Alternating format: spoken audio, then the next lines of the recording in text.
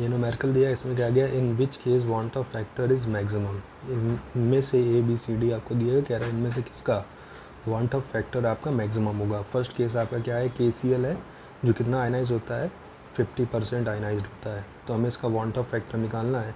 और जैसा कि जानते हैं आप, KCl हो, चाहे K2SO4 हो, FeCl3 हो, SnCl4 हो, ये सभी आपका डिसोसिएशन केस बता रहे हैं, क्योंकि ये सभी क्या है आपके इलेक्ट्रोलाइट है। ठीक है, तो KCl कैसे ब्रेक होगा, K + Cl- में। K2SO4 कैसे ब्रेक होगा, 2K + SO4 डबल माइनस में।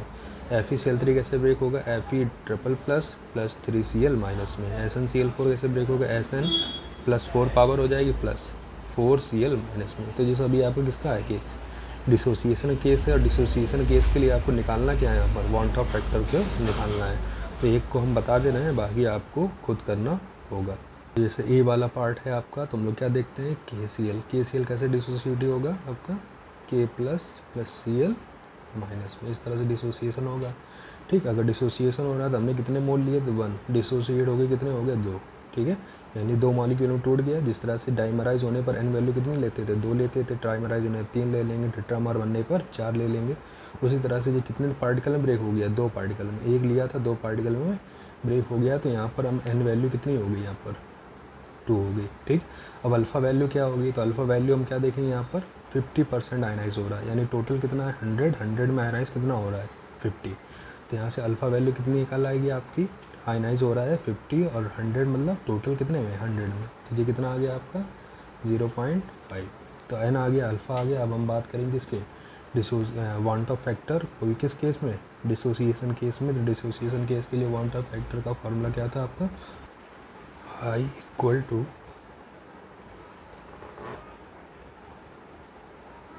1 + n-1 अल्फ़ा। ठीक, हमें निकालना क्या है, यहाँ से आई वैल्यू निकालनी है, वांट ऑफ फैक्टर। तो n वैल्यू कितनी है यहाँ पर 0, n वैल्यू आपकी कितनी 2 - 1, अल्फ़ा वैल्यू कितनी है 0.5। तो कितना आ जाएगा यहाँ पर 1 + 2 में से गया 1 और मल्टीप्लाइड 0.5, यानी कितना आ गया 0.5। तो आई वैल्यू कितनी आ गई यहाँ पर 1.5। तो KCl के लिए वांट ऑफ फैक्टर कितना हो गया 1.5 हो गया। इसी तरह से आपको किसके लिए निकालना है, K2SO4, इसी तरह से FeCl3 और SnCl4। और आपको बताना है किसका यहाँ पर मैक्सिमम होगा। ये मल्टीपल चॉइस में बनने वाला क्वेश्चन है, या आपसे 1 नंबर में भी बन सकता है। तो इनके हम आयनाइजेशन लिख दे रहे हैं कि ये किस तरह से आयनाइज्ड होंगे, तो वो यहाँ पर हम लिखे दे रहे हैं। जैसे K2SO4 है, तो K2SO4 कैसे डिसोसिएट होगा, 2K + SO4 डबल माइनस। इसी तरह से FeCl3 कैसे ब्रेक हो जाएगा आपका, Fe triple plus 3Cl minus. ठीक है, इसी तरह से आपका जो SnCl4 है उसको भी लिख दे रहे हैं, SnCl4 जब डिसोसिएट होगा तो कैसे होगा आपका SN4 + 4Cl माइनस।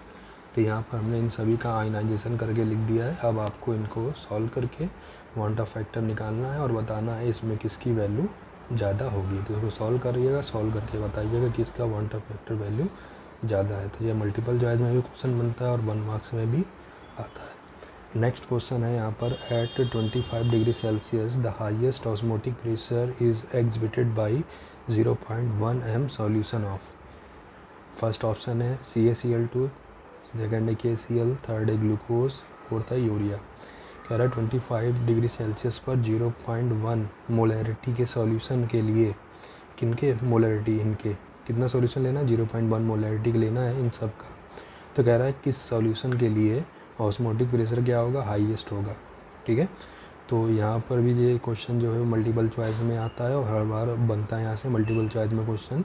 इसमें आपसे ऑस्मोटिक प्रेशर पूछ सकता है, हो सकता है यहाँ से आपका डिस्पर्जन इन फ्रीजिंग पॉइंट पूछ सकता है, एलिवेशन इन बॉइलिंग पॉइंट पूछ सकता है, या आपका वेपर प्रेशर से भी यहाँ से क्वेश्चन पूछ सकता है। तो करने का तरीका सेम है सभी में, तो देखते हैं इसको। जैसे जानते हैं ऑस्मोटिक प्रेशर निकालने का फार्मूला क्या होता है, पाई = ICST।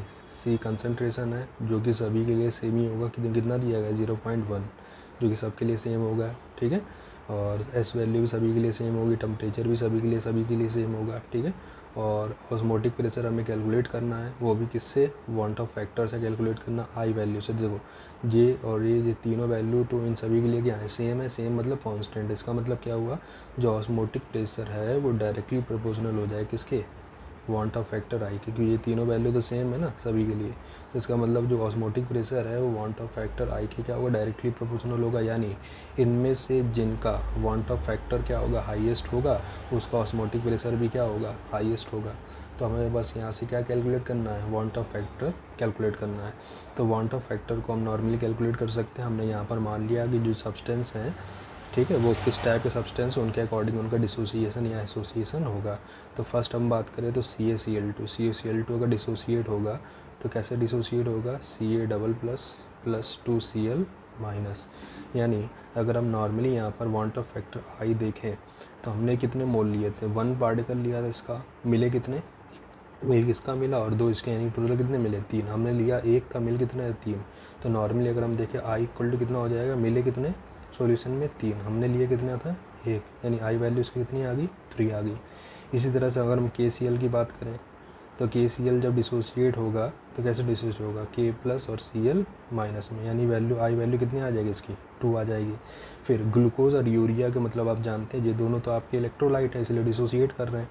ग्लूकोज आपका C6H12O6, ठीक है, ये आपका क्या है, नॉन इलेक्ट्रोलाइट है। नॉन इलेक्ट्रोलाइट है मतलब ये ना तो डिसोसिएट करेगा ना ही एसोसिएट करेगा, मतलब अगर आप इसका 1 मॉलिक्यूल ले रहे हो तो 1 ही बना रहेगा, मतलब इसके लिए आई वैल्यू कितनी होगी, 1 होगी, ठीक है। इसी तरह से यूरिया NH2CONH2 ये भी आपका नॉन इलेक्ट्रोलाइट कैटेगरी में आ रहा है, यानी इसके लिए भी आई वैल्यू कितनी रहेगी, 1 ही रहेगी।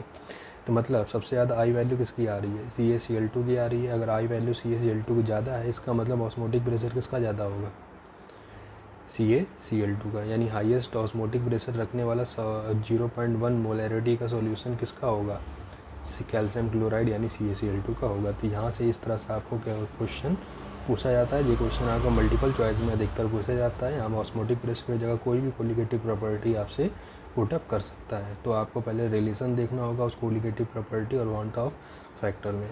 तो ये आपके एबनॉर्मल कोलिगेटिव प्रॉपर्टी से रिलेटेड न्यूमेरिकल थे, वो हमने आपको बता दिए हैं। इतने तरह के न्यूमेरिकल यहाँ से बनते हैं, कुछ हमने कल बताए थे और कुछ आज क्वेश्चन आपको बताएं, इसको करिएगा, ठीक है।